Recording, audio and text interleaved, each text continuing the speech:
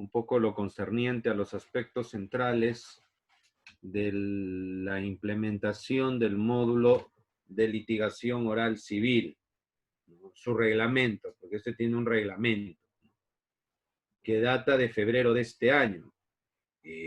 Recién acaba de cumplir, porque eso fue el 8 o 9 de febrero del 2020, acaba de cumplir 5 meses, ¿no? Pero evidentemente tiene menos tiempo de vigencia efectiva por toda la problemática provocada por la pandemia, ¿no?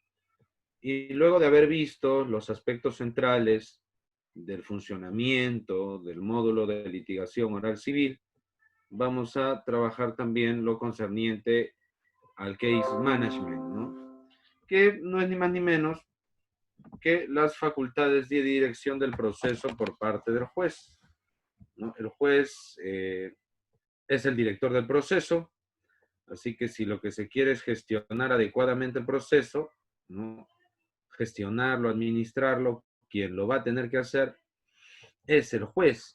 Pero cuando hablamos de case management, sería un error pensar de que, bueno, entonces ese es un tema que le concierne solo a los jueces. El juez es el director del proceso, no los abogados, no el abogado de la parte demandante, no es el abogado de la parte demandada.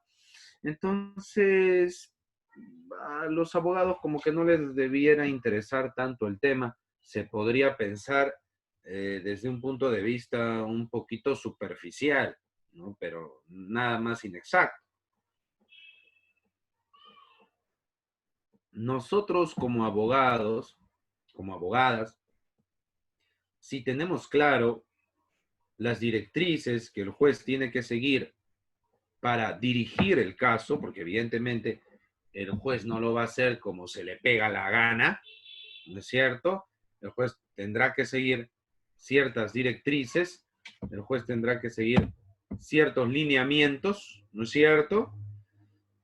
Entonces, los abogados podrán controlar y de hecho podrán hasta exigirle al juez que cumpla esos lineamientos. Entonces, si bien el abogado no es el que gestiona el caso, si bien el abogado no es el que dirige el proceso, pero el abogado que conoce cómo debe ser dirigido y si ve que algo anda mal, si ve que algo no anda del todo bien, ¿no es cierto? ¿No? Entonces podrá exigir y podrá actuar y hasta implementar los correctivos correspondientes, ¿no?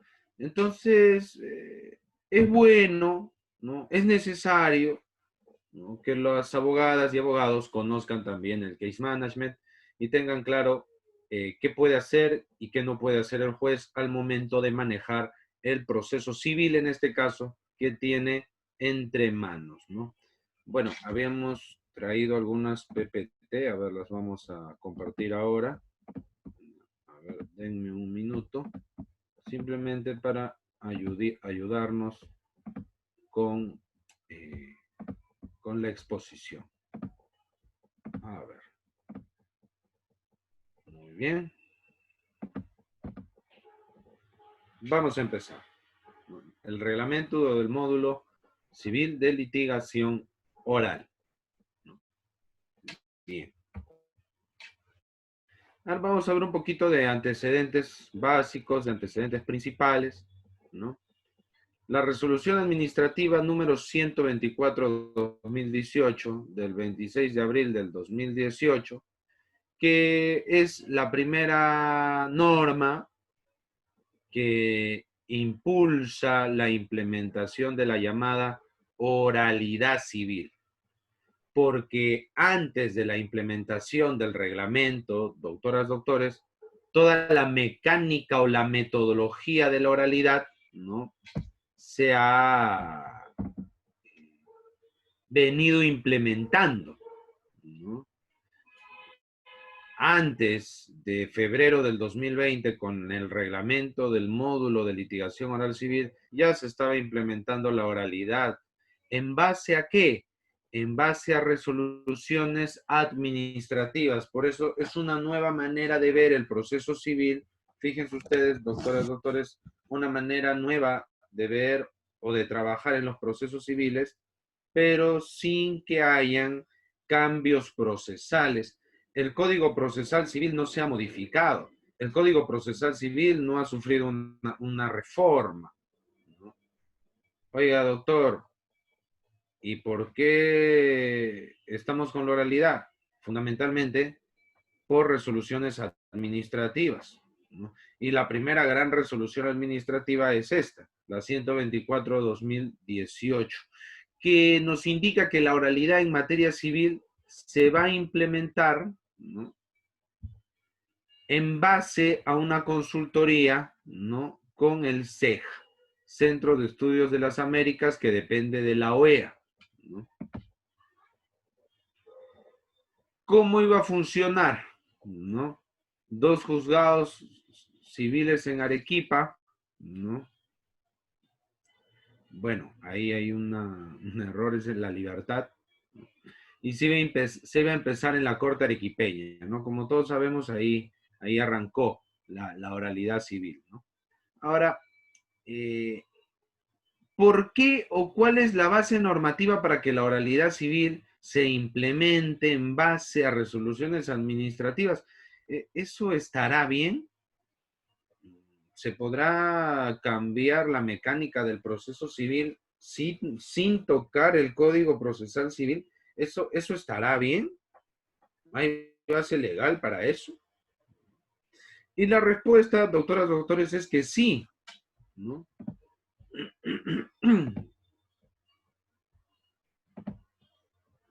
Sí se puede, ¿no?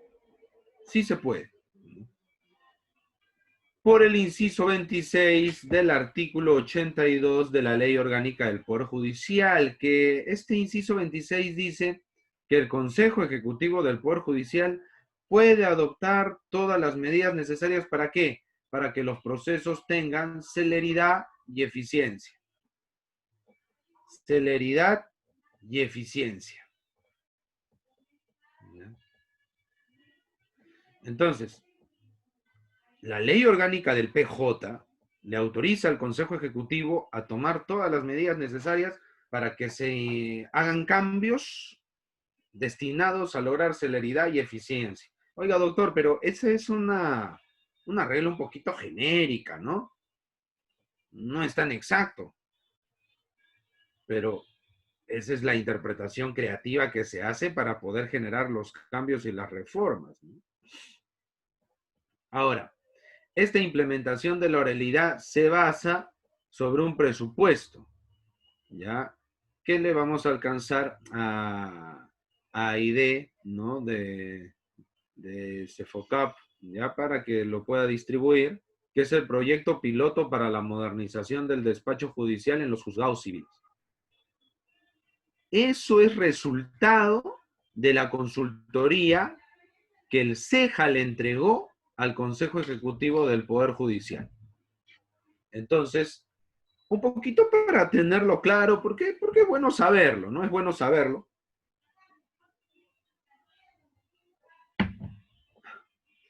Más o menos a fines del 2017, ¿no? Y esto se ha dicho en diferentes eventos, ¿no? Un magistrado supremo, ¿no?, provisional, el doctor Ramiro Bustamante, parece que tuvo la buena idea, ¿no?, de decir, oigan, ¿por qué no vamos implementando el tema de la oralidad civil en materia civil, ¿no? La oralidad para los procesos civiles, porque ya está en penal, ya está en laboral, ¿por qué no hacerlo en civil? O sea, ¿cuál sería el inconveniente? Porque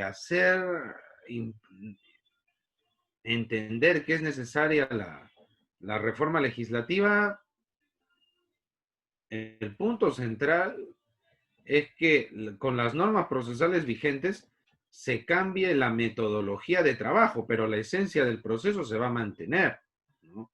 La metodología de la audiencia, la manera de llevar la audiencia, es lo que tiene que cambiar nada más.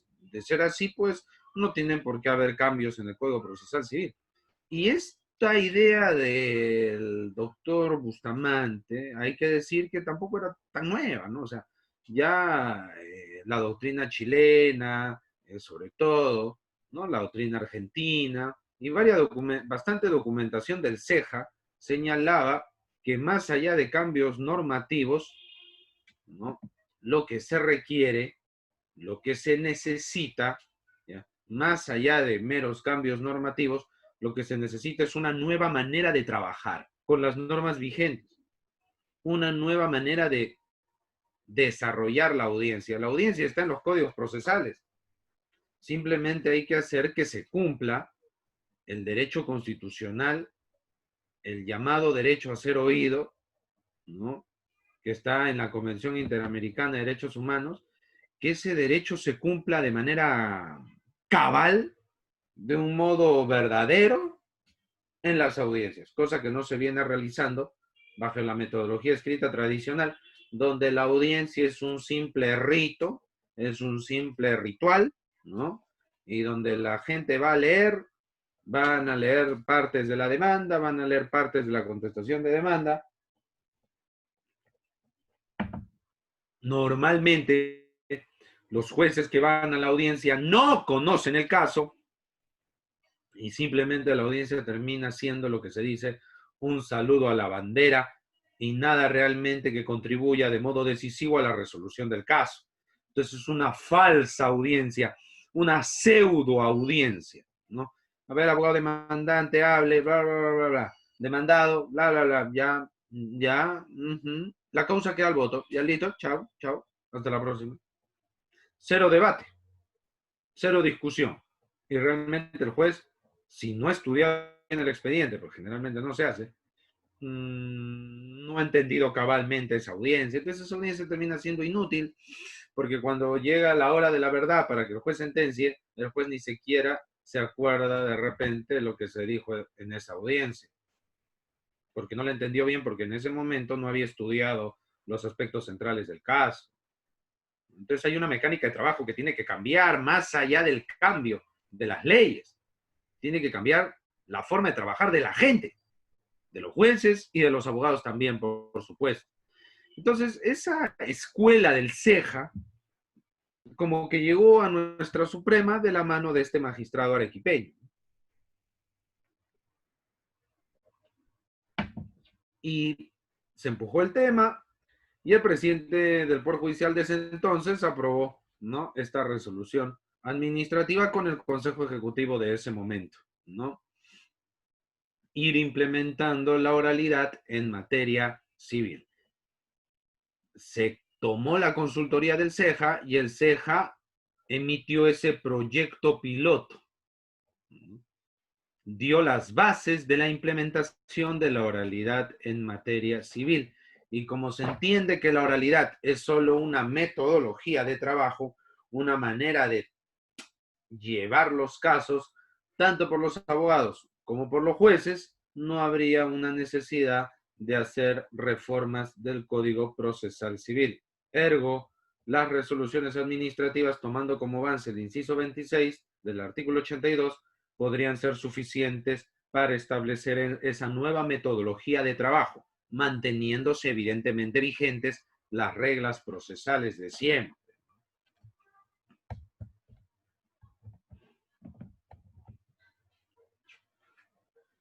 Luego, ¿sí?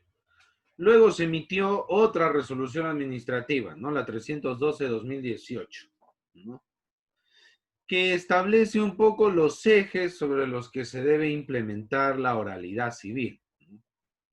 Homologación de la figura de un juez corporativo oral civil, creación de un comité de jueces liderado por un juez coordinador, separación de la estructura encargada de la administración de los juzgados, nivelar la importancia de las responsabilidades jurisdiccionales y administrativas, y dice, fíjense el punto 7.5 de esta resolución, aumento de la cantidad, calidad y responsabilidad de las actividades administrativas, incluyendo la gestión de expedientes, administración de recursos humanos, materiales y logísticos, apoyo en diligencias y relaciones interinstitucionales, ¿no? Y luego, creación de un juzgado corporativo, ejecución de sentencias. A ver, estos puntos son los que deben marcar la pauta, ¿no?, de la implementación de un juzgado que funcione con oralidad, ¿no? Un juzgado civil, se entiende, ¿no? Si vemos el 7.5,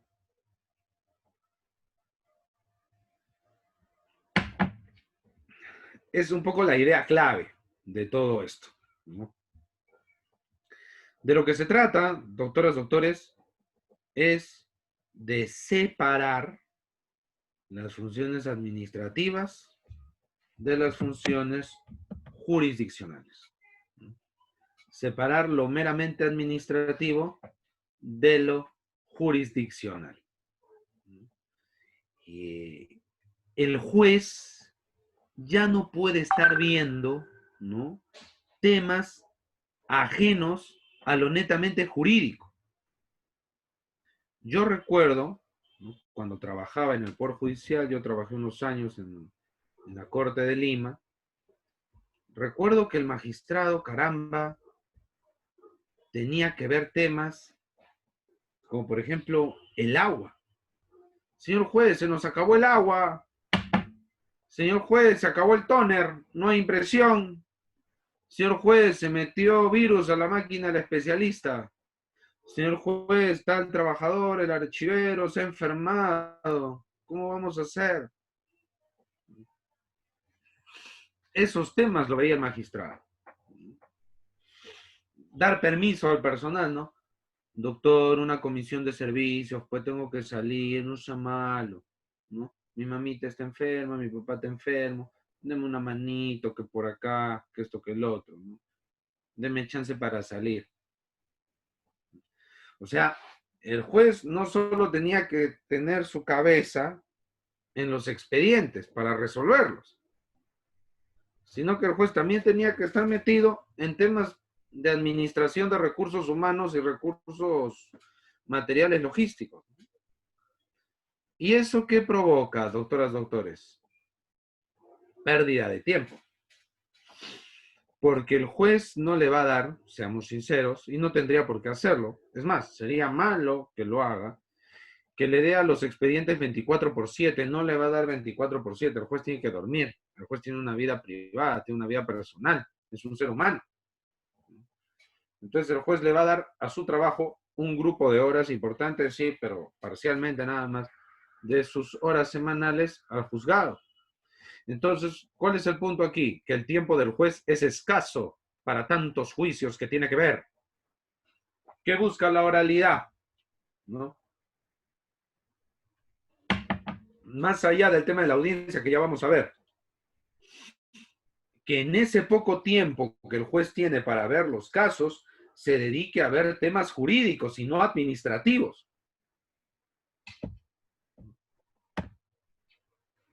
Ese es un poco el kit del asunto. Si el juez no tiene mucho tiempo, que lo invierta viendo los temas de fondo de los procesos. Entonces, ese es un juez corporativo oral civil, que por medio de la audiencia, una audiencia bien llevada, le permite sentenciar, ver el fondo de los casos de una manera más rápida, de una manera más célere, más veloz, ¿no?, más rápido, ¿no? Ahora, estos jueces que solamente ven temas jurisdiccionales, no es que se separen o rompan palitos totalmente de los jueces que no ven, o mejor dicho, que rompan palitos totalmente del juez del modelo actual, no tradicional, que ve temas jurisdiccionales y temas administrativos. No se ha roto la figura del juez que ve temas administrativos completamente. Ha quedado lo que algunos han considerado un rezago innecesario. ¿Cuál sería, en condicional, ese rezago innecesario? La figura del juez coordinador. ese juez coordinador se supone que va a recoger todas las inquietudes, toda la problemática administrativa de los jueces y lo va a trasladar al administrador de la sede, al administrador del módulo corporativo oral civil. Entonces, si todos los que estamos conectados aquí fuésemos magistrados, tenemos que designar a alguien para que ese alguien levante nuestra información, nuestras necesidades, nuestros requerimientos de recursos humanos y recursos logísticos,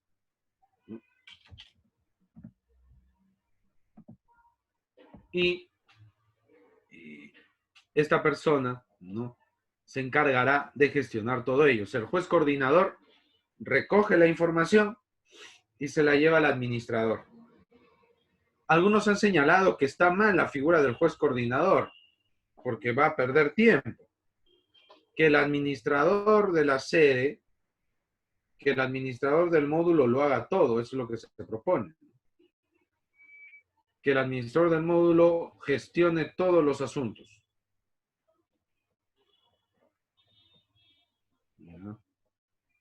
Ese es un tema, digamos, fundamental, ¿no? Y una crítica, ¿no? Supongamos, doctoras, doctores, que el juez coordinador es nuestro juez de nuestro caso. Todos los demás jueces están centrados solo en lo jurisdiccional, su expediente, su expediente, su expediente. Pero este juez coordinador va a estar medio cabezón con los problemas administrativos de sus colegas. Entonces, sí, se ha hecho esa crítica, ¿no?, a la figura del juez coordinador.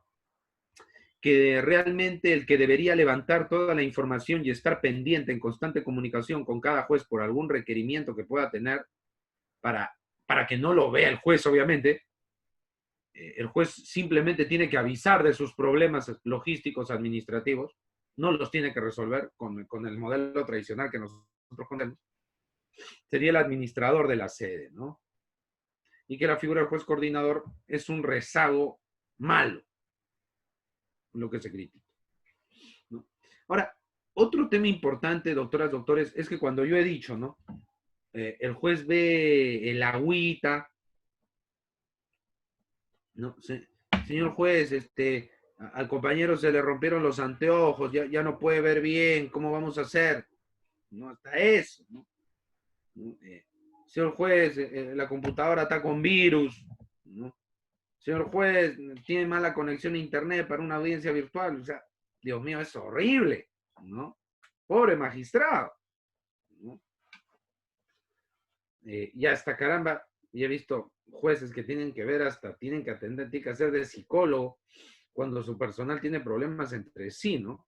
Entonces, no voy a negar que la labor del juez ahí puede ser importante, pero como suele recordar el magistrado supremo y actual impulsor principal de la oralidad, el doctor Lamamore Héctor, o sea, muy bien, ¿no?, muy bonito que el juez pueda ver esas cosas, pero doctoras, doctores, pongámonos la mano en el corazón.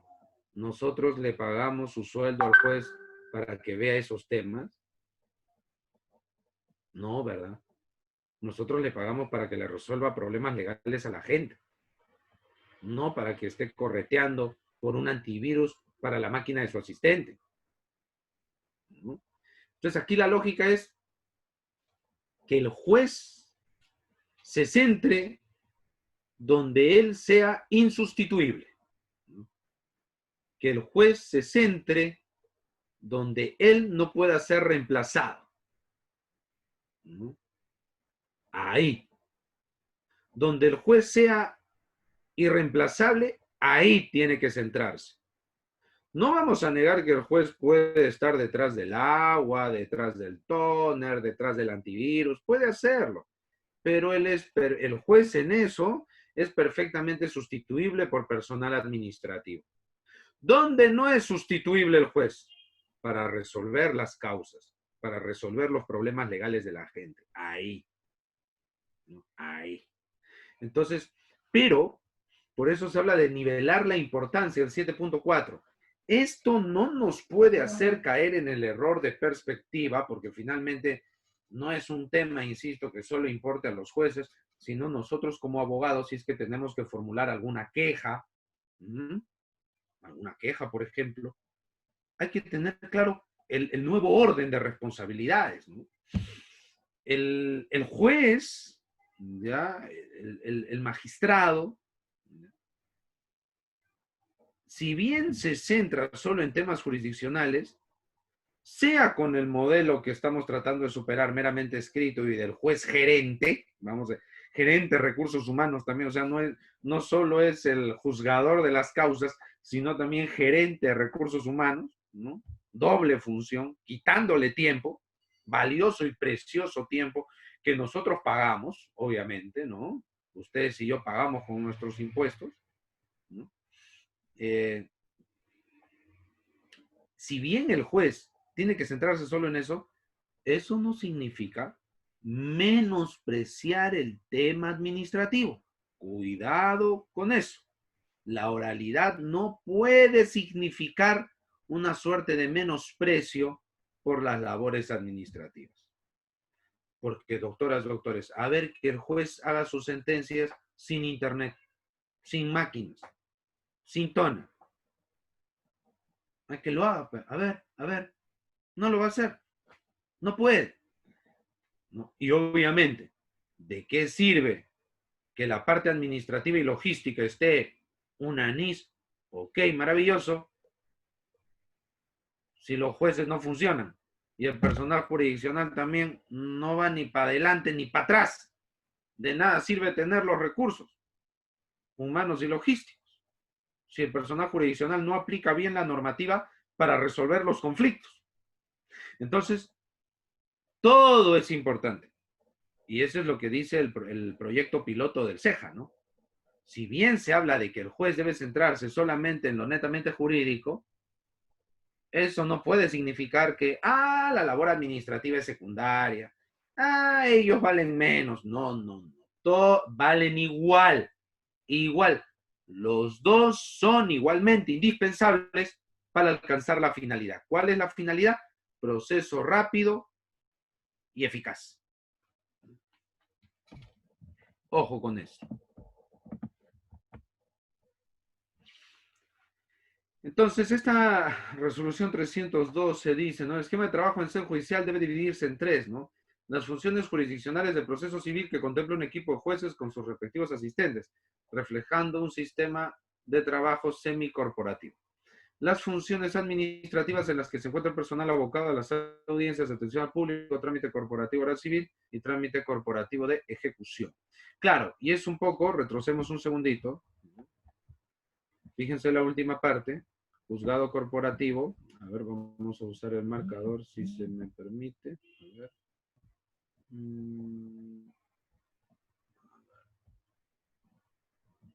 Creo que como no es texto.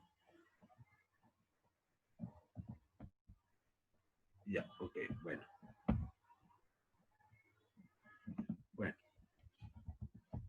En el 7.6 dice creación de un juzgado corporativo de ejecución de sentencias, ¿no?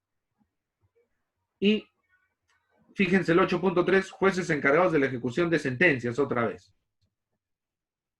Va a haber juez de juicio y juez de ejecución. De lo que se trata, doctoras, doctores, es dividir el trabajo. ¿Ya? Dividir el trabajo. Tiene que hacerse una división del trabajo, doctoras, doctores. El juez tiene que conocer el expediente y sentenciarlo, sacar la decisión sobre el fondo y patearlo, en el buen sentido, ¿no? Patearlo y enviarlo a otro magistrado, ¿no? Ese magistrado va a encargarse de la ejecución, porque a veces la ejecución de la sentencia es problemática. Entonces, lo mejor es dividir, ¿no? Jueces de juzgamiento que expiden las sentencias y jueces que se encargan exclusivamente de ejecutar esas sentencias, ¿no? Para un poco dinamizar y hacer una división del trabajo que logre la meta final. ¿Cuál es la meta final? Solución rápida, solución rápida, solución rápida y eficaz, evidentemente, ¿no? ¿De qué me sirve que la solución sea rápida si la ejecución va a demorar años? Entonces, el CEJA y el Poder Judicial está siguiendo ese consejo, ¿no? Esa absolución de consultas, ¿no? De cómo implementar la oralidad civil, y el CEJA dice, tienes que dividirlo en dos, un juez para juzgar y un juez para ejecutar, ¿no? Es interesante, sí, porque esta división supera lo que hace poquito se estaba comentando a propósito del desalojo, ¿no? Se decía, recuerdo, a fines del año pasado, mediados del año pasado, con la aprobación de la llamada ley del desalojo notarial y toda la problemática del desalojo, ¿no? Se decía, ¿por qué no creamos juzgados de desalojos? Para que se vea rápido. Juzgados especializados en desalojo. Pero con esa lógica, también podríamos crear juzgados especializados en divorcios. Podríamos crear juzgados especializados en indemnizaciones. Y Dios mío, va a haber tantos tipos de juzgados como tipos de pretensión, ¿no? Entonces, el CEJA no lo ve así. No lo ve por la materia. Lo ve por el tipo de trabajo. Un trabajo que consiste en dar una respuesta y otro trabajo que consiste en materializar, ejecutar esa respuesta.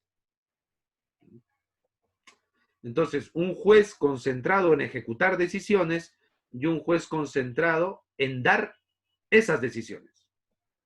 División del trabajo. ¿Para generar qué? Eficiencia. Y bueno, como podemos ver, ¿no? Esta división, ¿no? El juez, de todas maneras, no está solo. El juez va a contar con un apoyo, pues, de asistentes, de administrativos, ¿no? Y bueno, en esa 3/12/2018 se aprueba la implementación del proyecto en Arequipa. Muy bien, vamos a entrar entonces con estos antecedentes, ¿no? Al reglamento del módulo civil corporativo de litigación oral. A ver, ¿qué sucedía, no? ¿Por qué sale este reglamento 049/2020? ¿Cuál será su razón de ser, no? ¿Por qué? ¿A qué responde? ¿No? ¿A qué obedece este reglamento? Bueno, doctoras, doctores, muy sencillo, muy sencillo. Cuando se implementó la oralidad con estas resoluciones administrativas anteriores, primero se dijo, ¿no? Que las cortes se adhieran de forma voluntaria, ¿no? Que las cortes voluntariamente, ¿no? Apliquen o incorporen la oralidad, ¿no? Solitas, ¿no? Que apliquen la oralidad voluntariamente. Si quieren que se aplique la oralidad, que se acerquen, ¿no? Que se acerquen, les damos los instrumentos, la asesoría, perfecto, pero no podemos imponer, fíjense esa idea del Poder Judicial, ¿no? Del Consejo Ejecutivo. No podemos imponer la oralidad a la población, no podemos imponerle la oralidad a la Corte. Si una Corte, la de Tumbes, la de Ayacucho, la de Huánuco, la de Junín, la de Lambayeque, en fin, quiere implementar la oralidad civil, bacán, perfecto, pero que lo haga de mutuo propio, ¿no? Pero ahí me parece, doctoras, doctores, y lo dejo en claro de una vez, yo sé que es difícil, pues, ¿no? Empujar, ¿no? Un gran cambio. Naturalmente es una cosa complicada, ¿no? Pero creo yo que ahí se pudo hacer mejor. Porque no se trata, con todo respeto, ¿no? No se trata que el juez decida por la gente. O sea, para la implementación de la oralidad civil, de una manera seria, democrática. No, o sea, los actores de la comunidad jurídica no solo son los jueces, están los abogados, están los mismos usuarios litigantes, están los profesores de derecho, los estudiantes, futuros abogados, todos, ¿no?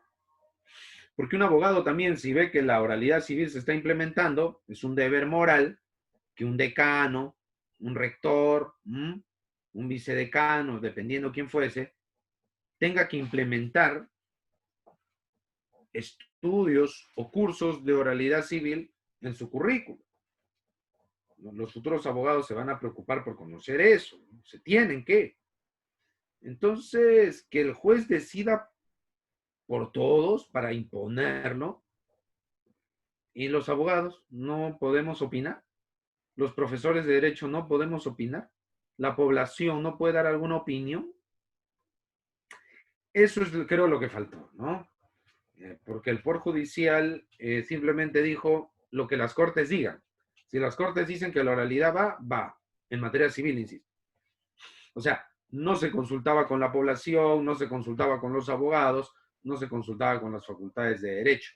Y creo que debió hacerse eso, para hacer una implementación un poco más robusta, para darle a la implementación de la oralidad, más, legitimidad la tiene, por supuesto, nadie lo va a negar, ¿no? Porque es un mecanismo que trata de resolver problemas que la población reclama, pero darle más legitimidad, por eso decía, seguramente hubiese sido mejor si se contaba con la intervención de otros actores fuera del Poder Judicial para tomar la decisión si una población de una corte o de la jurisdicción de una corte se iba a someter a esta gran transformación, ¿no? Que implica la oralidad, ¿no?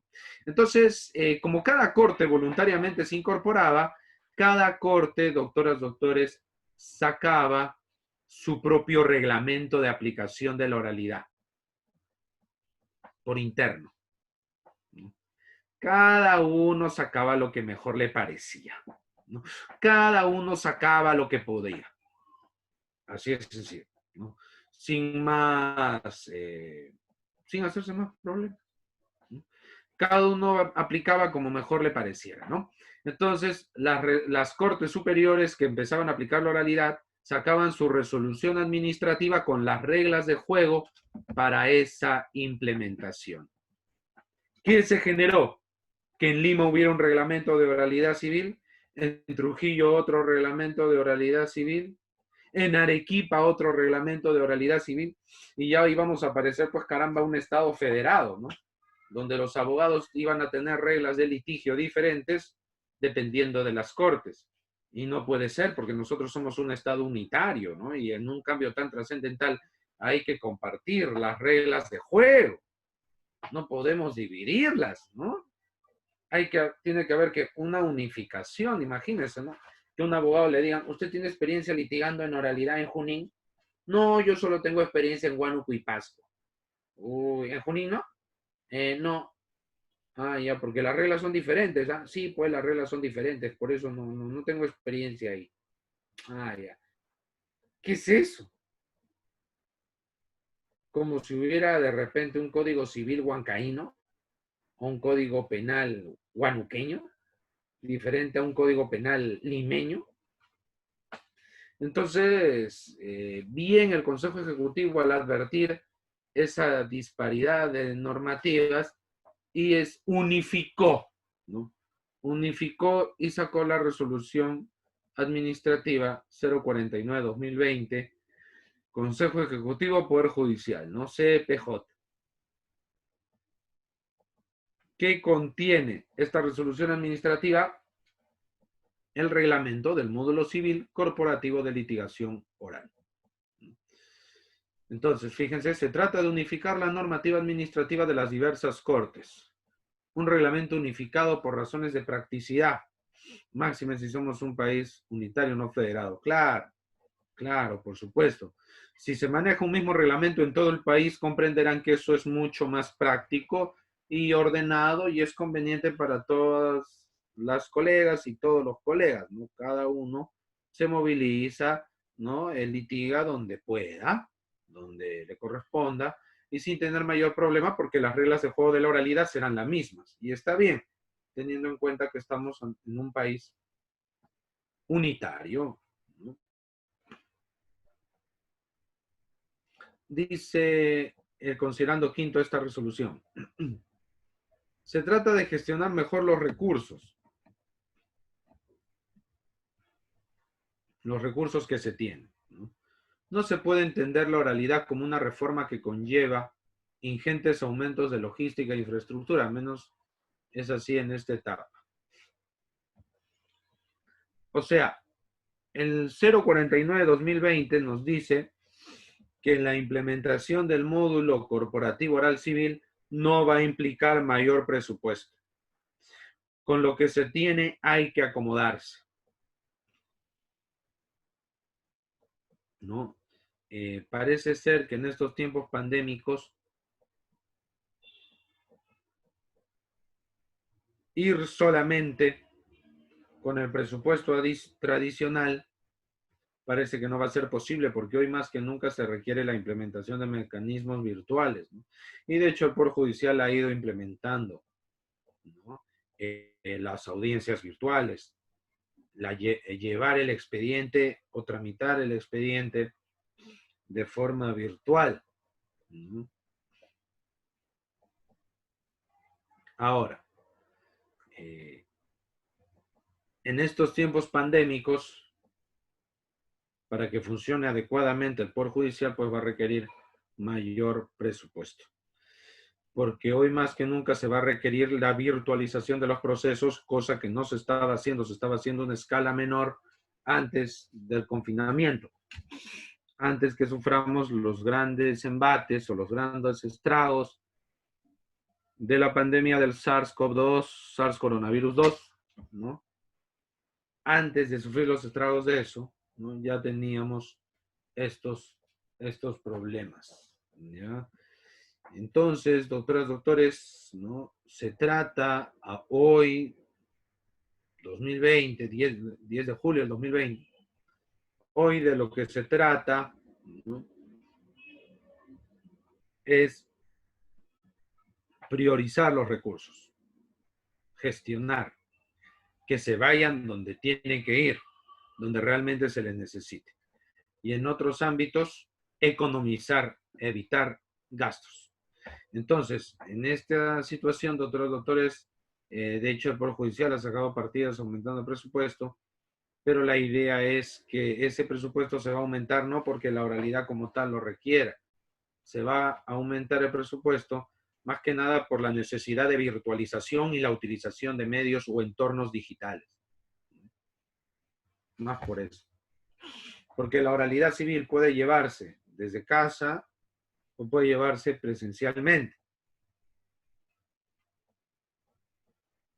No es oralidad civil porque se haga de manera remota, nada más, o de manera presencial. No, no, no. ¿Ya? La oralidad puede ser presencial o digital. El tema es que se respete la mecánica de la audiencia, de que es de lo que vamos a hablar ahora, para tener una genuina oralidad. Entonces, si antes no estábamos utilizando a gran escala los medios informáticos, hoy sí lo vamos a hacer. Y ese solo dato, doctoras, doctores, justifica darle las facilidades al Poder Judicial para que tenga mayor presupuesto en estos tiempos de pandemia.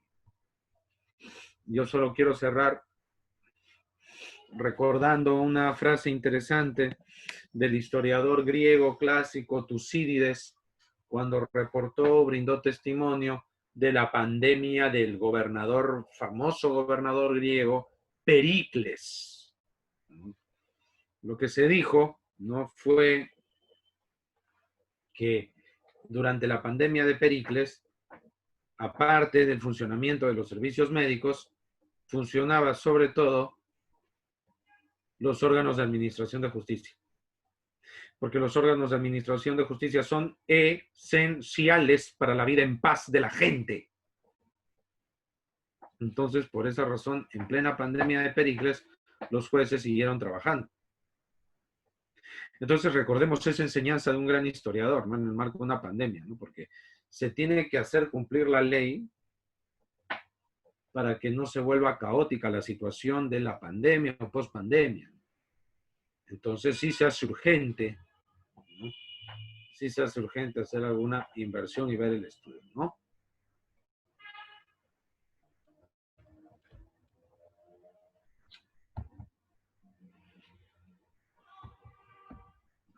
Pasemos a la siguiente. Muy bien. Este reglamento tiene algunos principios, ¿no? La ratio iuris, la razón de la norma, ¿no? ¿Cuáles son esos principios? A ver, ya los hemos visto, ¿no? División de funciones. El juez no debe desempeñar labores administrativas. Se busca transparencia y celeridad. Principio de inmediación y concentración de actos procesales, ¿no? Principio de separación de funciones, principio de audiencia oral y principio de flexibilidad.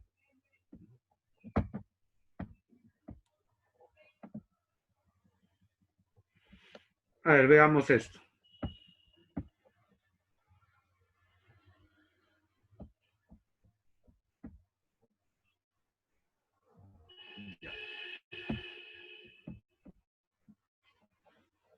Ya sabemos que el juez no desempeña labores administrativas, en principio. Ahí está la polémica figura del juez coordinador que ya mencioné, ¿no? Pero fíjense, ¿qué más se busca? Transparencia y celeridad. Principio de inmediación, que el juez tenga contacto directo con la argumentación de las partes o con las partes mismas al momento en la que ejercitan su defensa, ¿no? Y concentración de actos procesales, ¿qué es? El principio de economía procesal. Si un proceso se puede llevar en 10 actos, pero también se puede llevar en 3, pues elijo el 3. No estar convocando audiencias innecesarias, no estar realizando actos procesales que no son necesarios, ¿no? Entonces veamos esto con mayor detalle. Ya vimos el primer punto. El juez no debe desempeñar labores administrativas. Ya. Segundo, se busca transparencia y celeridad. ¿Qué debemos entender con esto? A ver, doctoras, doctores. Se supone que bajo las reglas de oralidad el juez conoce el caso. Por lo menos ha revisado, ha leído a ambas partes. Al haber revisado, al haber leído a ambas partes, ¿no? El juez como que ya va a estar pues mejor ubicado, ¿no? Y cuando llegue la audiencia preliminar, esa primera audiencia para juzgar el caso, ¿no? El juez puede exigirle a las partes, como tiene que ser la audiencia, exigirle que sean sintéticas y que se centren en explicar los argumentos centrales de su demanda, porque la demanda como tal el juez ya la conoce. O sea, se reúnen en la audiencia para conversar únicamente de la carnecita del caso. Entonces, si es así, no debiera tomar demasiado tiempo. Las partes exponen sus posiciones al respecto, el juez va formándose una opinión, luego de escuchar a las partes, esa opinión se va puliendo con miras a que el juez en la llamada audiencia preliminar sentencie. O sea, de lo que se trata es que el juez en la medida de lo posible sentencie en esa audiencia luego de haber escuchado ambas partes. Pero para que esa audiencia aumente en calidad, evidentemente se esperaría que ambas partes sinteticen, expongan sus argumentos clave de una forma clara y concreta, de tal manera que el juez tendrá que explicar al motivar su decisión por qué sigue unos argumentos y por qué no decide los otros. Pero, profesor, ¿y esto qué tiene que ver con la transparencia? Lo que ocurre es que en plena audiencia, si solamente se van a centrar sobre los aspectos principales, sobre los aspectos neurálgicos del caso, va a ser fácil ver, va a ser más o menos notorio quién ha hecho bien su trabajo y quién no. Alguien que quiere leer la demanda, o quiere leer la contestación, o quiere leer resúmenes, no ha hecho bien su trabajo. Y el juez perfectamente puede decirle, usted no está listo, como dicen los más chicos, váyase. Usted no está listo para esta conversación, ¿no? Como se dicen los memes, ¿no? Usted no se ha preparado, señor abogado. Usted me está hablando de antecedentes. Hemos venido aquí por esta causa, las cuestiones centrales son estas. Dígame por qué se responde en un sentido y no en otro. Bueno, este caso trata de Juanito Pérez que compró el bien. Oiga, eso ya lo sabemos, ¿no? Eso está en su demanda, señor. Si me va a venir a repetir lo que está en su demanda o hacerme un resumen, que de repente hasta está mal hecho, mejor no hable, ¿no? Aquí venimos a centrarnos únicamente en el kit del asunto. Yo como juez, yo ya revisé su expediente. Y el abogado podría decirle al juez que no hace eso también, oiga, señor abogado, perdón, oiga, señor magistrado, el abogado de la contraparte está repitiendo su demanda. ¿Qué pasa? Y usted no le dice nada. O no me diga usted, señor juez, que no se ha preparado también antes de venir a esta audiencia. Pero ahí sí estamos mal, ¿eh? Y todo eso se queda registrado en audio y video, ¿no? Entonces es importante, ¿ya? Es esencial tener claro o tener definido, ¿ya? Que esto va a traer transparencia. ¿Por qué decimos que va a traer transparencia?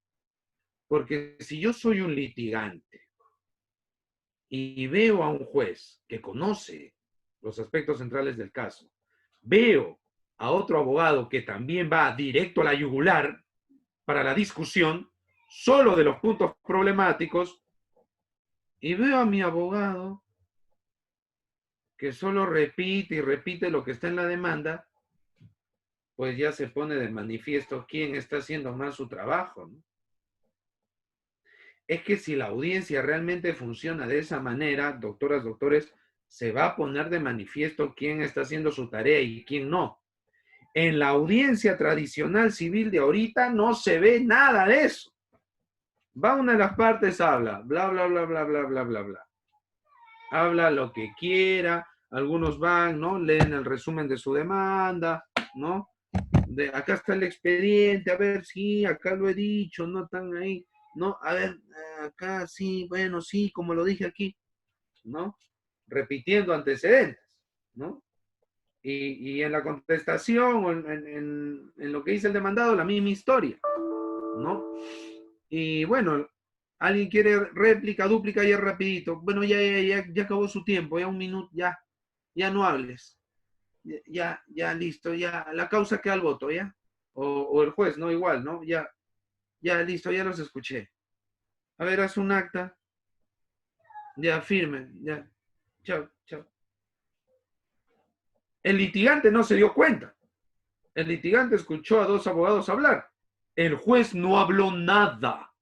El juez se quedó mudo. El litigante no... ¿Qué va a decir? Pues, vaya. Entonces, cuando pierde el caso, porque su abogado ha hecho malas cosas de repente, ¿no? Ese mal abogado, porque hay que decirlo, puede escudarse en esa audiencia que no nos reveló nada. Ese abogado puede escudarse y decir, pues tú has perdido por culpa del juez. Porque yo hice un gran escrito, ¿eh? Y tú me viste en la audiencia, me viste hablar, ¿eh? Me viste hablar, me escuchaste. Y el litigante, bueno, sí, ¿no? Bueno, sí, debe ser. Seguro que lo coimearon al juez, ¿no? Y no, pues el abogado que estaba en la calle. Solo que no se notó, pues, porque la audiencia no sirvió para nada. En cambio, si se va a debatir solo el kit del asunto, quedando terminantemente prohibido estar hablando de antecedentes, que Pepito, que Juanito, que el número de partida electrónica, número tal, asiento, número tal, tal. O sea, eso ya está en el expediente, vamos directo al meollo del asunto, ¿no? Entonces, si se ponen a discutir sobre eso, los abogados, de repente las partes pueden darse cuenta, porque eso también hay que decirlo, que el juez es un caído del palto y que el juez está en naca la pirinaca, ni para atrás ni para adelante. Y los dos abogados sí tienen más o menos clara su posición, pero el juez, ay. Un juez que no participa del debate probablemente no está preparado. Y se pone en evidencia, y uno como abogado, así como el juez, ¿no? Puede llamarle la atención al abogado, el abogado muy respetuosamente puede exigir que el juez cumpla su deber si es que no lo está haciendo, ¿no? ¿Qué partida era? ¿Está inscrito el predio o no está inscrito? Oiga, ¿ha revisado antes de venir a la audiencia o no? Así, uno tiene que poner los puntos sobre las sillas. Esa transparencia, el poder identificar que cualquier tercer observador de la audiencia, medianamente inteligente, más o menos competente, ¿no? Puede identificar quién ha hecho la tarea y quién no, con eso basta. Porque ya la población y el público se va a dar cuenta que el juez no hace nada, que el juez hace su trabajo, que abogado no hace nada, que abogado sí hace su trabajo, ¿no? Y eso va a generar más transparencia y se va a poner en evidencia también ante la población cuando alguien hace algo torcido. Porque, bueno, no siempre es así, pero digamos, va a haber una situación en la cual va a quedar claro qué abogado ha hecho mejor su trabajo y va a parecer medio irregular que el juez esté dándole la razón a la otra parte. Hay como que mucha luz, ¿no? ¿Qué ha pasado? Oye, pero sus argumentos han sido arrollados, sus argumentos han sido contestados de manera clara y puntual, brutal. El otro no dijo nada y aún así ha ganado. ¿Qué pasó, señor juez? Y esa es otra importancia clave. Sentenciar en audiencia. Luego de ese debate, el juez tiene que dar su decisión y explicar las razones principales de esa decisión, sobre la base de lo que se ha estado discutiendo. Punto. A eso nos referimos, doctoras, doctores, con transparencia y la consiguiente celeridad, ¿no? Ahora, el principio de inmediación, ¿no? El artículo 7 de la Convención Interamericana de Derechos Humanos dice el derecho a ser oído en la versión en español, ¿no? El derecho a ser oído.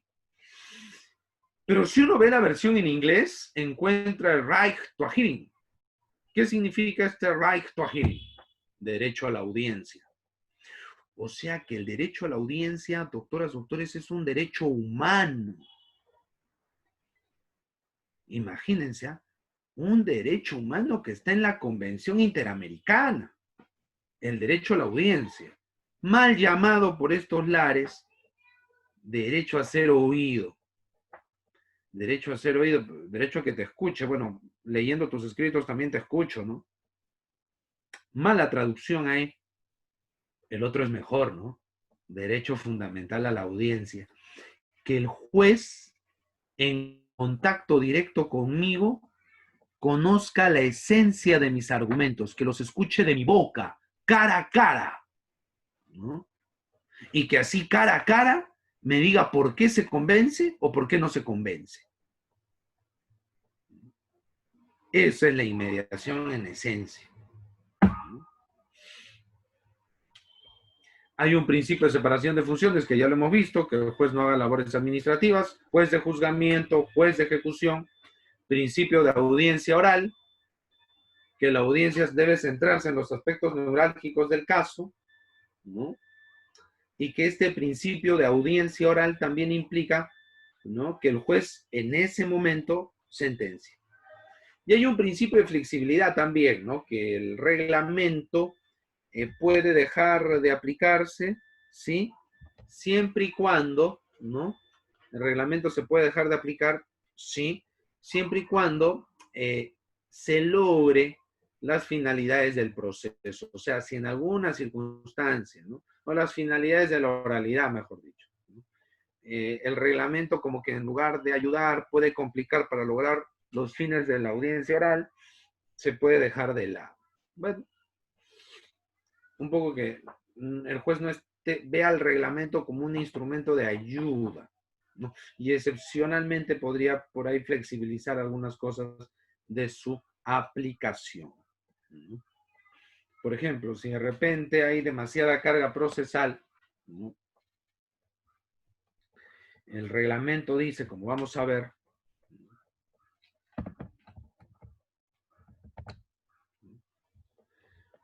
que el juez tiene que contar con asistentes. Va a haber un asistente de las audiencias y un asistente fuera de audiencia, ¿no?, para las decisiones que se emiten fuera de audiencia y para las decisiones que se emiten dentro de la audiencia. Entonces, el reglamento establece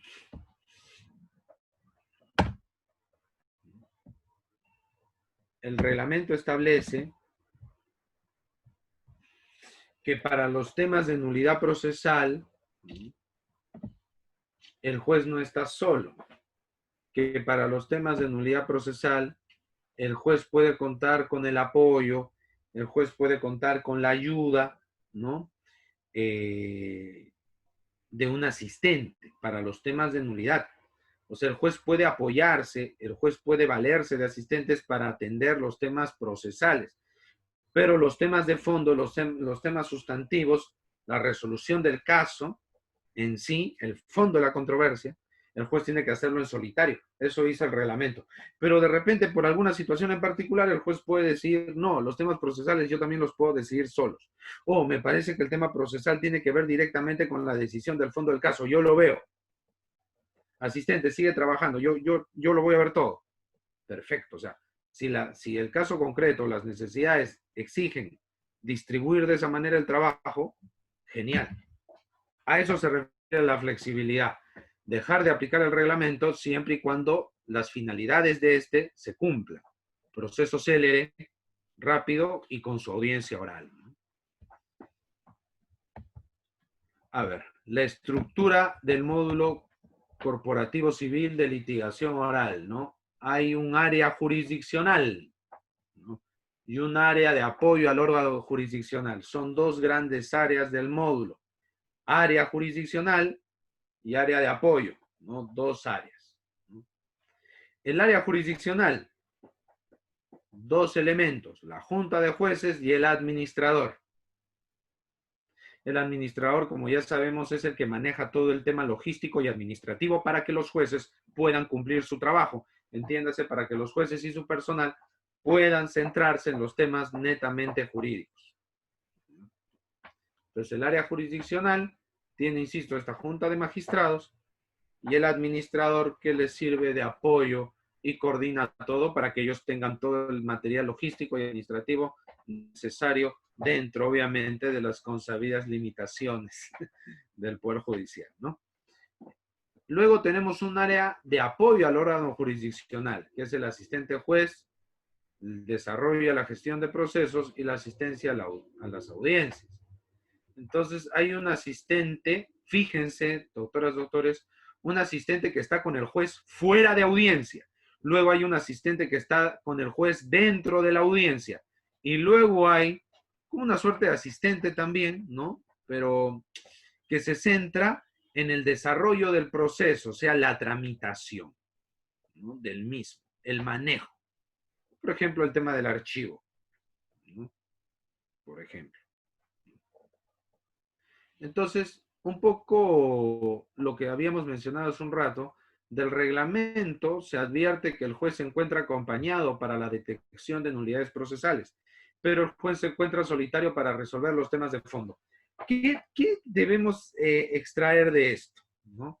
Porque el asistente de juez y el asistente de audiencias se centran en la detección de nulidades procesales. La tramitación de los escritos, proveer y demás, toda la continuación, el íter procesal, lo ve más que nada el área de desarrollo, ¿no?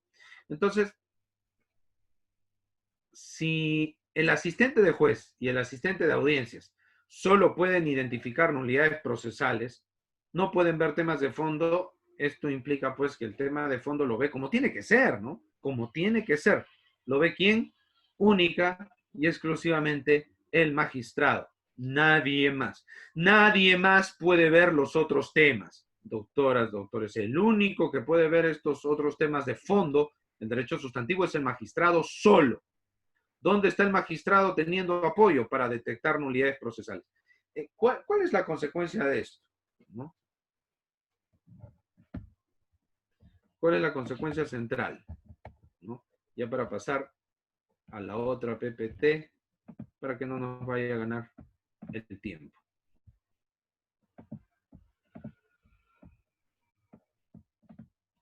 ¿Cuál será la consecuencia central, doctoras, doctores, de esta última idea que mencionamos?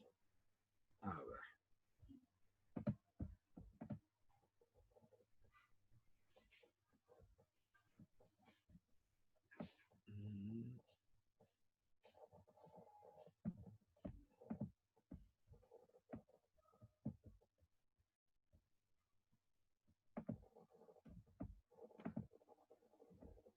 Vamos a ver la última PPT.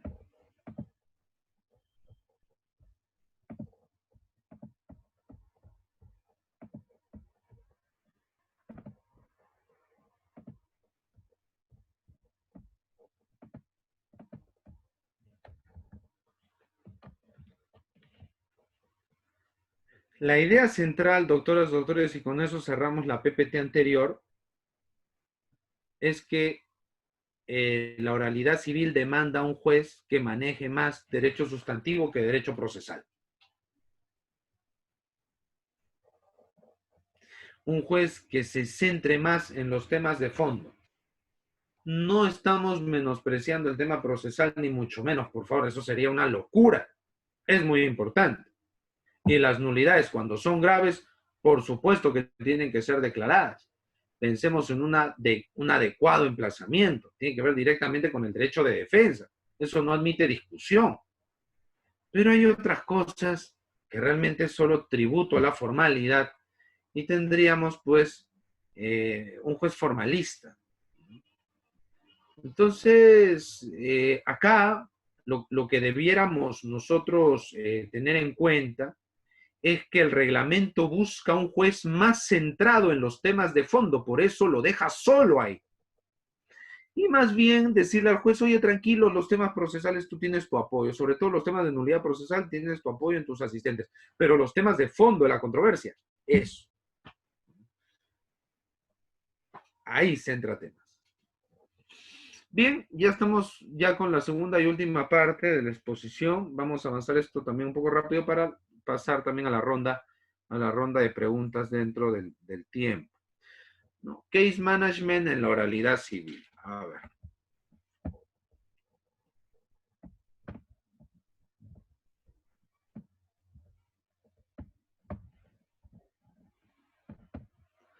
La oralidad civil y el case management son metodologías de trabajo importantes para magistrados y abogados, pero de ninguna manera reemplazan el conocimiento de las categorías jurídicas de tipo sustantivo o procesal. Eso es importante, ¿no? Case management es, como ya se dijo al inicio, cómo el juez va a gestionar el caso, cómo el juez va a manejar el proceso, cómo lo va a guiar para que éste acabe adecuadamente y rápido. El conocimiento de estas técnicas para el manejo de los juicios civiles no implica desplazar el conocimiento del derecho civil o del derecho procesal civil. Ambos son importantes, ¿ya? El case management solo es, insisto, una metodología de trabajo.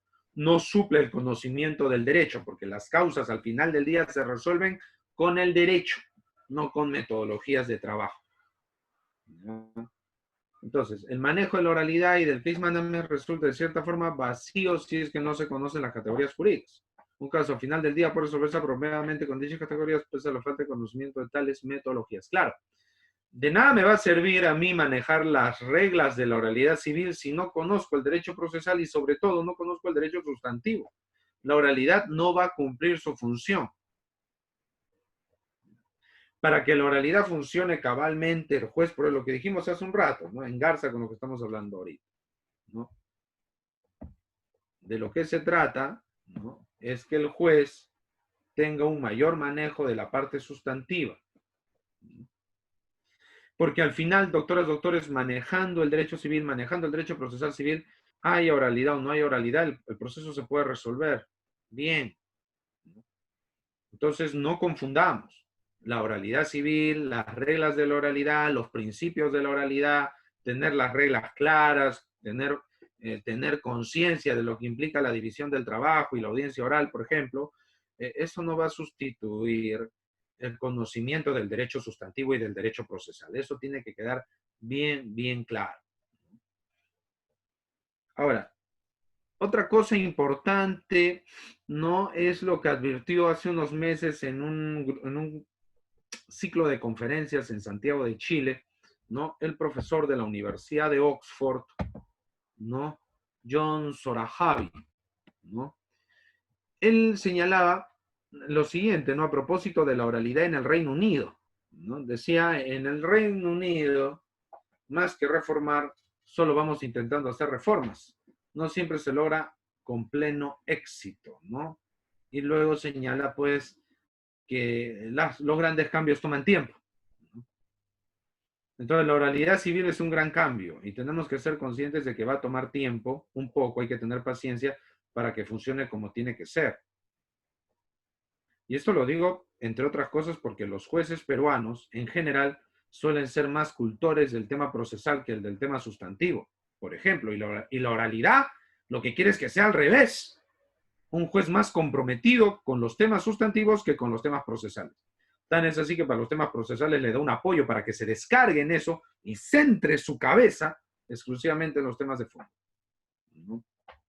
Entonces, lo que el juez utilice para gestionar su caso pasa, insisto, por este conocimiento, porque si no se tiene este conocimiento de las categorías jurídicas, realmente poco o nada va a servir, ¿no? La oralidad. Por eso, todo esto no se va a lograr, doctores, de un día para otro.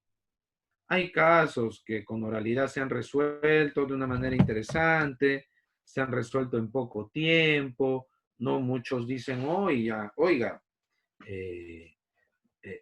algunos procesos se han resuelto en audiencias de 15 minutos, de media hora, de 11 minutos. Está un proceso en nulidad de acto jurídico resuelto bajo las reglas de oralidad. En primera instancia se tardaron como 3 meses y medio nada más, y en la audiencia final, y el juez sentenció en esa audiencia, no duró más de 12 minutos, duró 11 minutos y pico.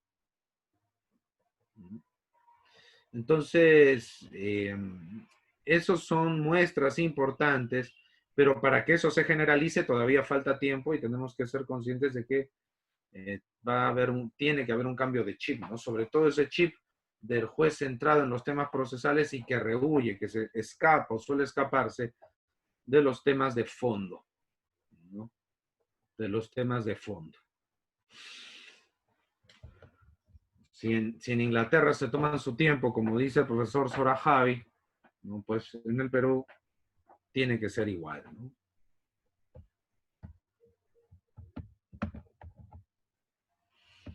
A ver. Case management, una aproximación. Se habla en Sudamérica y en Europa de judicial case management para hacer referencia a la gestión de los casos por parte del juez. Hablar de esa gestión implica referirse a los poderes del juez sobre el desarrollo del litigio. Eso es case management. ¿Qué puede hacer el juez? ¿Qué no puede hacer el juez? Son facultades del juez. Por ejemplo, ¿qué tenemos ahí? La prueba de oficio. ¿Qué más? Jura novit curia, ¿no? Son poderes del juez sobre el caso. Poderes que las partes no pueden neutralizar. Obviamente el juez tiene límites en estos poderes y el juez cada vez que aplique esto, obviamente tiene que motivarlo. Entonces, se dice, ¿no? Así algunos han señalado que la esencia del case management es que el tribunal regule el contenido y avance de la litigación. Fíjese, un tribunal que es capaz de regular el contenido y el avance de la litigación. Pero si ese avance no anda bien, los abogados tienen que hablar. Los abogados, por eso está el principio de mediación. Los abogados tienen que hacerle ver al juez y explicarle también cuando el juez claramente no está haciendo un buen uso de sus facultades procesales. ¿Qué se busca dándole poder al juez? ¿Qué se busca con la prueba de oficio? ¿Qué se busca con el jura novit curia? ¿Qué se busca con la facultad del juez de dirigir la audiencia para que si el juez advierte, conociendo previamente la esencia del caso, el juez advierte que la audiencia se está yendo por otro lado, el juez ordene que se regrese al punto de discusión, en que no se hable de temas ajenos a lo que se necesita dilucidar para tomar una decisión, ¿no? Y si el juez ve que uno de los abogados no tiene claro el tema, tiene que pues, ponerlo al descubierto. Y un abogado igual. Yo les comento, doctoras, doctores, y ustedes lo pueden ver, cuando los jueces se reúnen a hablar de este tema, y yo otra vez lo digo con mucho respeto y tienen razón por ese lado, pero también ellos quieren hablar solo de una cara de la moneda, pero en realidad esa moneda tiene dos caras, ¿no? Dicen, eh, el juez al dirigir el proceso, la audiencia, cuando el juez identifique que uno de los abogados no está sintetizando bien, cuando el juez evalúe, advierta que uno de los abogados no está centrándose en el meollo del asunto, que uno de los abogados está leyendo, que uno de los abogados está haciendo resúmenes, que uno de los abogados no está refutando ni desvirtuando los puntos que se están discutiendo, entonces el juez debe ponerlo en evidencia. ¿Y qué dicen? ¿Qué dicen los magistrados? Ese abogado va a terminar mal y el mercado lo va a sacar. Su propio cliente, oh, este abogado no pasa nada. El juez y el otro abogado lo han hecho puré. Y este abogado que no se prepara, que no estudia, el mercado lo va a votar. Así dicen, ¿no?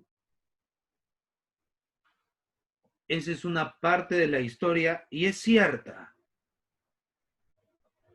Pero sería interesante también hablar de la otra cara de la medalla. Ese juez que para mudo en la audiencia, extrañamente mudo, yo como abogado noto que la otra parte se está yendo a hablar, ¿no?, de cualquier cosa menos del tema en discusión y el juez está, yo lo tengo que exhortar. Y los abogados tienen que hacer causa común para ponerlo en evidencia. Ellos están diciendo, ¿no? Los que no rinden, los votará el mercado. Ya, pues también los abogados harán la misma labor con los jueces. Por supuesto. Fiscalicémonos entre todos. El que no la debe, no la teme, ¿no? No se trata solo de que los abogados van a ser fiscalizados. Los jueces también. Y el juez, que naca la pirinaca ni atrás para adelante, que los abogados lo pongan en evidencia. Oiga, señor magistrado, ¿qué está haciendo? Oiga, señor magistrado, no dice nada. En mi demanda he puesto que los puntos son estos. Y acá está hablando de otra cosa. ¿Usted qué está haciendo? Usted es el director. ¿O no ha revisado? Así.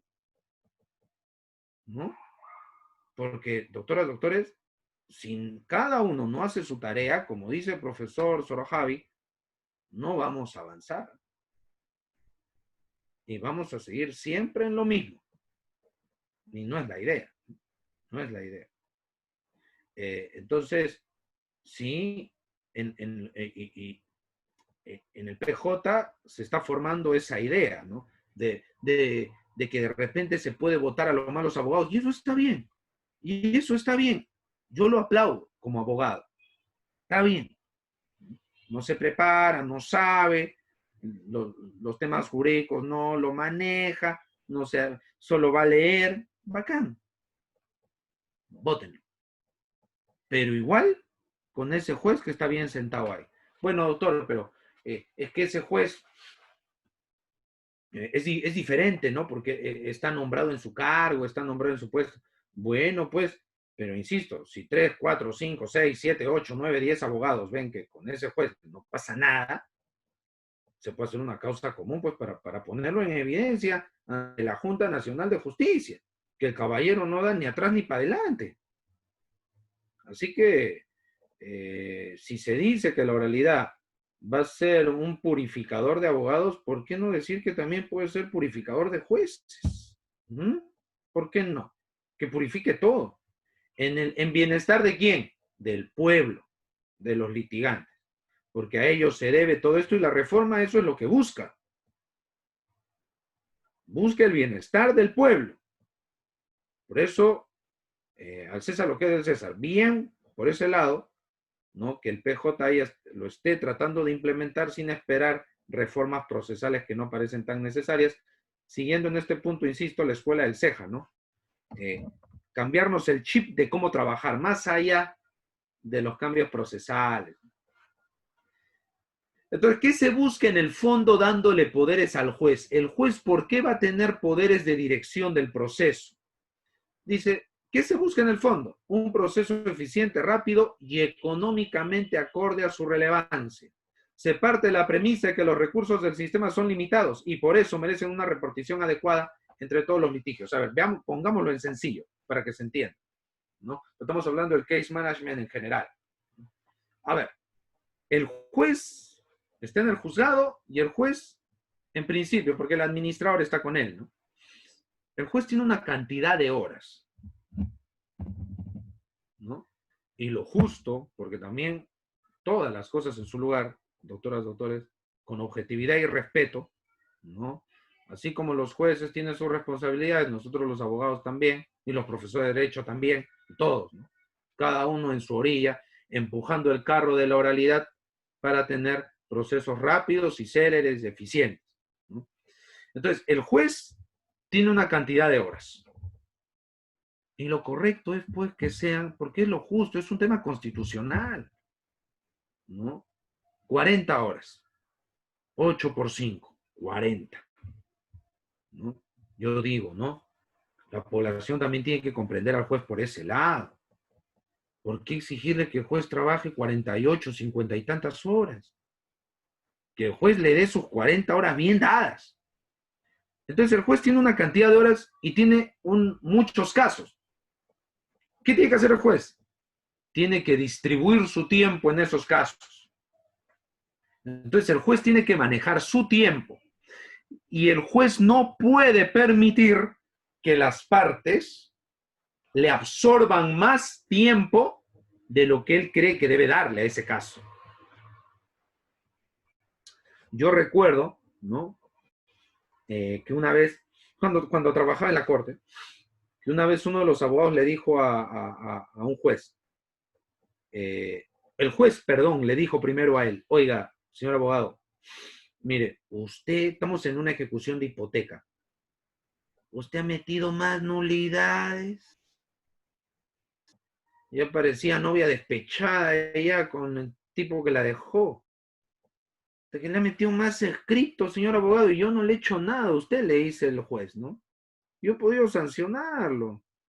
Ya que usted ha presentado escrito, escrito, escrito, escrito todos los días. Tanto como 100 nulidades ha presentado usted, señor. Y el abogado le dice, doctor, pero era mi derecho de acción, ¿no? Tutela jurisdiccional, doctor. Y el juez, el juez solo achinaba los ojos, ¿no? Es que no se trata de achinar los ojos, se trata de frenarlo y si se puede sancionarlo, porque está haciendo perder tiempo. Eso es case management, que el juez use bien sus poderes para no despilfarrar el más valioso de los recursos, el tiempo. Eso es, ¿no? E insisto, el juez va a poder utilizar mejor el case management cuando conozca derecho sustantivo, porque así va a poder identificar mejor los puntos claves de los problemas que se le suscitan y administrar el proceso en función de eso para tomar una decisión. Entonces, otra vez recuerdo al profesor británico, ¿no? Sorajavi, que dice, se debe tener presente que en algunos casos la calidad del servicio de justicia debe reducirse. Es un precio que inevitablemente se tiene que pagar si se quiere efectividad y eficiencia con pocos recursos. No cabe otra salida. Claro, totalmente de acuerdo. Lo que ocurre es que algunos detractores de la oralidad vienen con esta idea. Una idea que la verdad, con todo respeto, me parece una idea un poquito cachosa. Un poquito cachosa. Oiga, doctor, ¿por qué dice eso? Porque, ¿qué te dicen? Cuidado con la oralidad. ¿Por qué? Porque el juez se puede equivocar. Al juez lo están obligando a resolver muy rápido. Uy, la audiencia que se desarrolla así muy dinámicamente y el juez se puede perder. Y el juez, si lo obligas, lo empujas a sentenciar ahí nomás, uy, el juez se puede equivocar, ¿no? Puede cometer errores y la oralidad puede ser dañina. con todo respeto, como si el sello distintivo de las decisiones judiciales sea el acierto, ¿no? Basta pensar en los plenos casatorios civiles, ¿no? Que con tanto palo le han dado a algunos de ellos y no se han hecho bajo la regla de la oralidad, ¿no?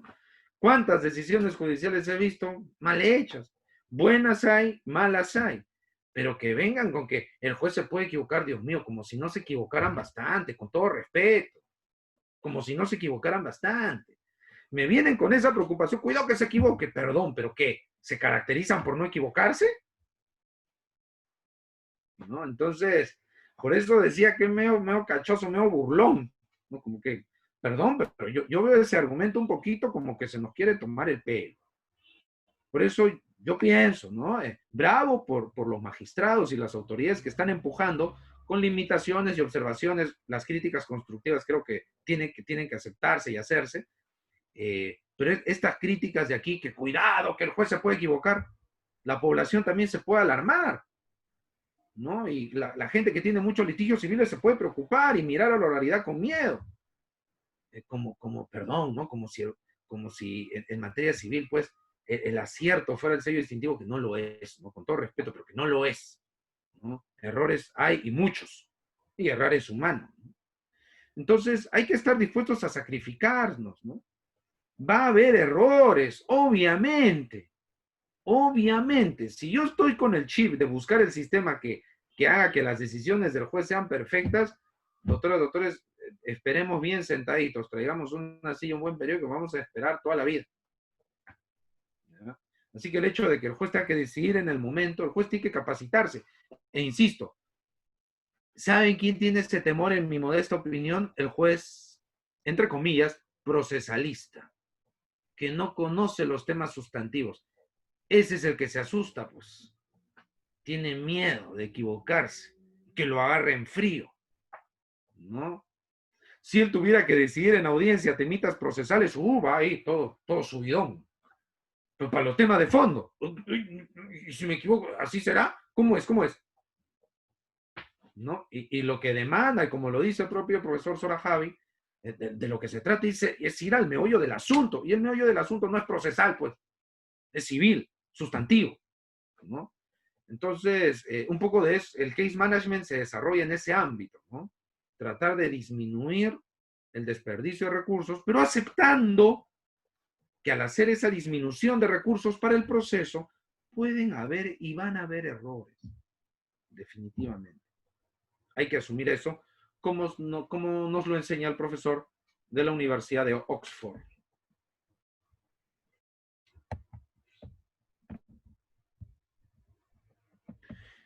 Case management, el juez no es un convidado de piedra, ¿no? Menos carácter adversarial y más intervención del juez. Claro, es que el juez tiene que controlar los recursos. Así que no se trata de que las partes hagan lo que se les dé la gana desperdiciando el recurso.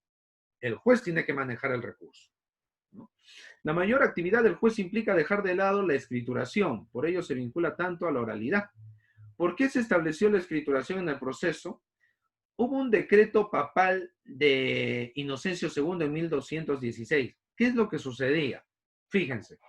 Y esto tiene que ver incluso con el fracaso del primer intento de oralidad en el Perú, que fue en 1993. ¿No? Ya para ir cerrando. Nuestro proceso civil, nuestro código procesal civil originalmente estaba estructurado, ¿no? Por el maestro Juan Monroy Gálvez, ¿no? Para hacerse por audiencias, pero no teníamos los recursos tecnológicos, pues esa fue la gran causa del fallo, ¿no? De que se haya fallado en ese intento de oralizar todo. Imagínense, doctores, pensemos el año 93, 94, en el Mundial de Estados Unidos, ¿no? Yo recuerdo, bueno, yo estaba en la primaria por esos años, pero recuerdo justamente para ese mundial, ¿no? Del 94, unos vecinos querían grabar los partidos. Toda una ceremonia para grabar los partidos, difícil, ¿no? para grabar un cumpleaños. Todo un tema ahí, trae los discos o las cintas de VHS. ¿No? Y lo peor, ¿no? Te olvidaba la cinta de VHS por algún lugar, se malograba, carísimo, impráctico, era muy difícil. Y la genuina oralidad lo que necesita es digitalización, tecnología, ¿no? Para que funcione mejor, ¿no? Por lo menos para facilitarle el camino a una cultura no acostumbrada a esa oralidad, como es la peruana. Entonces, utilizando la tecnología nos facilita todo. Entonces, eso nos faltó. Pero esa tecnología, doctoras, doctores, ahora sí se tiene, pues. Ahora sí se tiene. Hacer esta transmisión, ¿no? Que tan gentilmente ha organizado, ¿no? CEFOCAP. A ver, en 1994. Uy, era difícil, ¿no? Ahí nuestra amiga Aide de repente tendría que haber hecho un contrato con un canal de televisión, ¿no? Una cosa, era pues difícil, ¿no? Complicadísimo, ¿no? El internet estaba en pañales. Entonces, los tiempos han cambiado y la tecnología está para reemplazar el papel por registro audiovisual. Un registro audiovisual al que tenemos que tener acceso todos, ¿no? Todos, para darle transparencia al proceso. En el recientemente, que también se lo voy a pasar a Aide, en el recientemente aprobado protocolo de audiencias del Poder Judicial, se dice que las partes no podemos grabar las audiencias, que eso queda grabado por el juez. Bueno, yo me imagino, primero, que medio mundo seguramente no va a hacer caso a esa regla. O sea, yo puedo estar en audiencia con ustedes y yo puedo tener aquí mi grabadora. Pongo mi grabadora acá y grabo todo. Es que es público, pues, es público. Discrepo completamente con esa. O sea, ¿por qué le están prohibiendo grabar? O sea, Dios mío, es público, ¿no? No se entiende por esa prohibición. Pero en todo caso, esperemos que las grabaciones estén a disposición del público y hay una manera en que todos podamos buscar, ¿no? Lo que nos interesa, ¿no? Es criticable eso.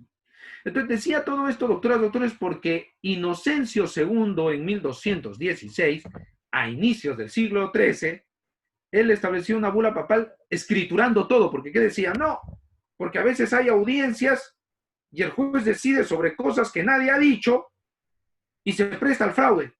Jueces mentirosos, abogados malos, y los jueces deciden y sin sustento documentario de dónde salió su decisión. Entonces eso hay que cambiarlo. Todo por escrito. Lo que tú digas, defensor, lo que tú digas, litigante, demandado, ¿no? Todos por escrito. Y el juez por escrito. Todo debidamente escriturado. Tiene que haber evidencia. Ese fue el origen. Muy buena la intención del Papa, por supuesto. Pero los tiempos han cambiado, ¿no? Los tiempos han cambiado, sobre todo para una cultura como la nuestra, ¿no? Habría mucho que hablar sobre el tema del decreto papal, ¿no? Pero en síntesis es eso, ¿no? Cómo se relaciona un poquito con lo nuestro, ¿no? No teníamos dónde registrar, ahora sí existen los medios tecnológicos. Ahora, un punto importante aquí también es que la oralidad es una denominación equívoca, ¿no? Finalmente, ¿no? Porque la oralidad implica más que la sola verbalización, implica darle al juez protagonismo para obtener eficiencia y rapidez, ¿no? El case management. No basta. ¿De qué sirve que la oralidad y el juez no puede evitar el desperdicio de los recursos? El juez es el que decide. Él tiene que tener el manejo de los recursos para la decisión. Así es sencillo.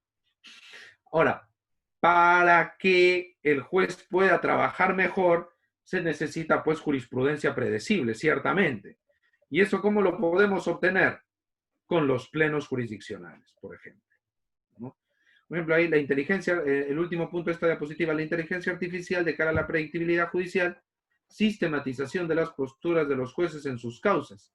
La inteligencia artificial no para reemplazar a jueces y abogados, sino como aliado para predecir o hacer más predecible la justicia.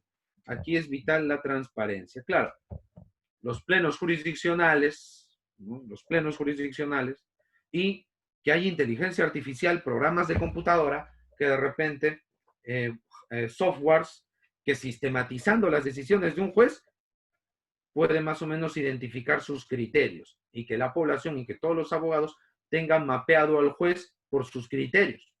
Y eso puede ayudar más si en los plenos jurisdiccionales que los impulsa, que los promueve el artículo 10 del reglamento del módulo corporativo de litigación oral, si es oralidad, ¿no? Se vuelve predecible, esos plenos jurisdiccionales se hacen más, se puede hacer predecible la oralidad o el funcionamiento de la oralidad poniendo a toda máquina los plenos jurisdiccionales. Y donde esos plenos jurisdiccionales, les decía, los jueces revelen cómo votan y se sepa el criterio de los magistrados y sea transparente eso. Transparencia, ¿no? Bueno, luego tenemos el rol de los abogados, ¿no? El case management se refiere en general a las facultades del juez. ¿Qué rol tiene sobre los abogados? Da la debilidad del poder judicial, los abogados pueden coadyuvar a que se logren los fines valiosos de la metodología. Lo que les decía, doctores, hace un momento. Que cuando el juez no está utilizando sus poderes y está permitiendo algún desperdicio innecesario, el abogado tiene que reclamar, el abogado tiene que actuar, ¿no? Ante jueces que no muestren un manejo idóneo, el abogado puede proponer y exigir ciertas actuaciones, ¿no es cierto? En esta lógica. A ver. Case management versus juez versus abogado, ¿no? Por ejemplo. ¿Cabe cambiar el petitorio de la demanda? ¿Qué sucede, por ejemplo, si el juez nota que la pretensión correcta es la simulación y no la acción pauliana? Miremos un caso concreto, ¿no? Ya terminado. El juez puede y debe promover algún negocio procesal que permite el cambio, pese a que ya se notificó la demanda, porque una vez que está notificada la demanda no se puede variar esta, ¿verdad? Hay doctrina que dice que no debe ser el juez literal y que se proceda. Otra opción sería declarar improcedente la demanda. Pero si esto no se hizo en su momento, ¿no? El abogado y sobre todo los litigantes deben asumir su responsabilidad, pues no pueden apelar a ilegalidades para evadirla. Entonces, aquí lo puntual o lo central, doctores, lo determinante, ¿no? Es que los jueces pueden promover, ¿no?, un cambio de la demanda en plena tramitación del proceso, por acuerdo entre las partes. Oiga, doctor, pero si eso genera la improcedencia de la demanda, si no quieren cambiar, si no llegan a un acuerdo, y eso va a generar la improcedencia de todo, bueno, hay que asumir también que los abogados pueden tener alguna culpa, que los abogados pueden tener alguna responsabilidad. Los abogados tienen que asumir también lo suyo. Bueno, Case Management y Código Procesal Civil Peruano, ya sabemos, ¿no? Una visión general, el juez ostenta facultades generales, el juez es director del proceso, el juez puede controlar la admisión de la demanda, ¿no?, declarando inadmisible o improcedente, ¿no? Y la audiencia preliminar aquí es clave, ¿no? Casos que pueden resolverse de un plumazo no merecen mayor gasto de tiempo y recursos. ¿Eso dónde el juez lo hace? En la audiencia preliminar. Y el tema de la actividad probatoria, va a haber más actuación probatoria cuando el proceso merezca, ¿qué cosa? La llamada audiencia de juzgamiento, que ya son otros temas vinculados a la oralidad. No comprenderán pues que la oralidad implica varios temas, ¿no? Varios temas. Aquí hemos tratado de, lo que normalmente se hace un tema, hemos tratado, doctores, de hacer dos. La litigación civil, unas conclusiones para terminar. La litigación civil más moderna implica reconocer facultades en las partes, pero el juez asume un rol preponderante para evitar el desperdicio de recursos. La normativa procesal civil debe ser interpretada en clave de judicial case management. La oralidad civil y su implementación son un claro ejemplo de interpretaciones creativas en ese sentido. Claro, el proceso civil, las categorías y la regulación contenida en el Código Procesal Civil debe ser interpretada en clave de juez tiene facultades o el juez debe tener poderes para evitar el desperdicio de los recursos. Esa es la meta. Evitar desperdicio de los recursos y decisiones rápidas. Y bueno, lo que ya hemos dicho ya, ¿no? Y creo que con esto termino. Lo que se quiere, lo que se busca, ¿qué cosa es? Un juez sustantivo, ¿no? es el más capacitado para cumplir los desafíos nuevos. El juez procesalista no lo es, ¿no? Muy bien, yo, doctoras, doctores, les agradezco su atención. Yo solo quería hacer una recomendación final para todos ustedes. Sigamos trabajando el tema de la oralidad, empujemos el carro de la oralidad y mucho va a servir, ¿no? Yo creo que CEFOCAP va a estar en esa línea también. El tema de talleres, ¿no? Porque conocer la parte teórica es importante, pero talleres de casos con la parte teórica creo que ahí podemos comprender un poquito más a fondo, tocar más carne de lo que implica la oralidad como tal y la meta, los objetivos, como de un plumazo podemos resolver casos rápidamente. ¿No? Creo que esa es la otra parte de la oralidad que creo que también tenemos que ir trabajando. Nuevamente, a Aide, muchísimas gracias y a Cefocap también, y quedo atento a las preguntas que puedan haber. Gracias nuevamente. Doctor, todos los participantes tienen la opción de levantar la manito para poderles dar la palabra. ¿Ok? A ver, no sé si habrá alguna inquietud.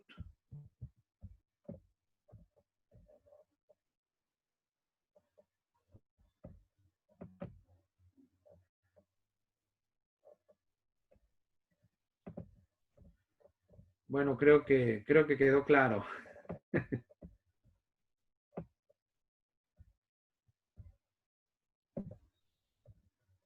Sí, doctor, no tenemos ahorita ninguna manito arriba.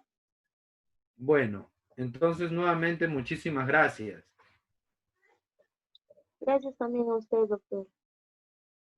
Buenas noches. Buenas noches.